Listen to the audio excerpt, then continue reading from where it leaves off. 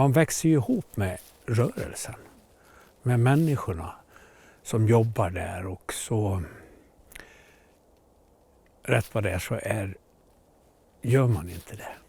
Man gör inte de där grejerna. Det kan väl kännas lite tomt ett tag, men det är ganska skönt också. Det är det faktiskt. Jag får hål i almanackan. I drygt 40 år har Karl Hedin lett ett familjeägt träimperium med 1000 anställda och miljardomsättning. Nu lämnar han vd-stolen efter att ha sålt av stora delar av sågverksrörelsen, och han har börjat flytta kapitalet till börsen. De här verksamheterna som du har byggt upp och nu sålt, vad är din vision? Hur vill du att de ska leva vidare nu? Jag vill att de ska hamna i händerna på en ägare som känner för verksamheten, är kompetent att driva den, och som man tror det är deras mission, ungefär som det har varit som jag var. Och det tycker jag hittar. Har du förtroende för dem? Ja. Sagt att du tänker investera i ett 20-tal aktier. Ja. Berätta mer om det. Ja, kanske lite väl många, men 20 är ändå en viss spridning. Och så sprider man det i 10 branscher. Och det är ju, anledningen till det är att minska risken helt enkelt. Jag tycker inte jag ska bygga in någon mera stor risk nu. Det blir mina döttrar som ska hantera det där. Va?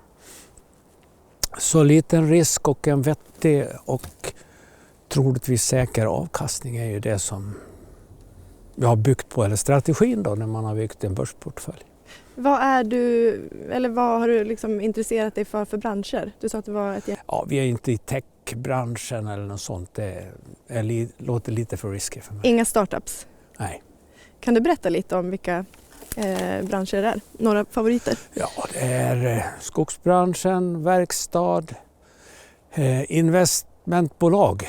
Jag har ju Investor och industrivärden. Lite grann sådär att då vet du i alla fall att det är ju insiders som sitter och äger de bolagen. Ta rygg på dem, kan man säga. Karl Hedin är en av landets största privata skogsägare, och skogen, den har han varit tydlig med att han inte tänker sälja. Skog är ju en tillgång som har ganska låg direktavkastning eller utdelning om man vill jämföra med börsen då. Men relativt naturligt så är den inflationsskyddad.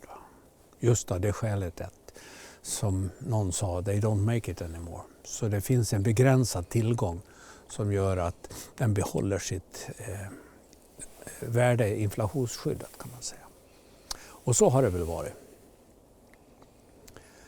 Och sen är det så otroligt mycket trevligare än att titta på ett aktiebrev. Att gå i skogen. Och du kan jaga i och så vidare. Och de grejerna driver säkert värdet över tid. Är det något du ångrar? Oj ja. Det är mycket man ångrar att man gav sig in i. Man är glad att man tog sig ur det som inte gick bra. Då. Vad var det? Till exempel ut på den tiden när man betalade nästan allting i skatt som man tjänade. Då försörjde man ju ett gäng konsulter som skulle berätta hur man skulle betala mindre skatt. Och det vart väl äventyrliga grejer då, så att jag var med och köpte en kontorsfastighet i Holland som man köpte den på hösten och så gjorde man avdrag och sen sålde man den på våren. Och den där våren då hade allting kraschat och jag fick kvar den i 10 år. Oj. Och att vara kontorsfastighetsägare i Holland, det var inte min skickligaste sida, det kan jag säga. Vad skulle du säga har varit din största styrka som entreprenör? Jag tror jag har lyckats med att bygga en bra organisation. En organisation som också håller. Va? Dels att få till rätt människor som trivs med varandra och att de trivs så mycket så de vill inte flytta. Hur får man folk att stanna? Väldigt mycket att de har samma intressen. Så att trojkan, om jag säger så, i de här olika företagen som jag har verkat i. De har lite samma intressen. Inte så sällan jakt, kan man säga. Vad skulle du säga är ditt bästa tips till en ny generation entreprenörer? Någon som börjar nu? Jag har tänkt tidigt på att bygga din organisation. Är du duktig då växer den och då måste du vara fler.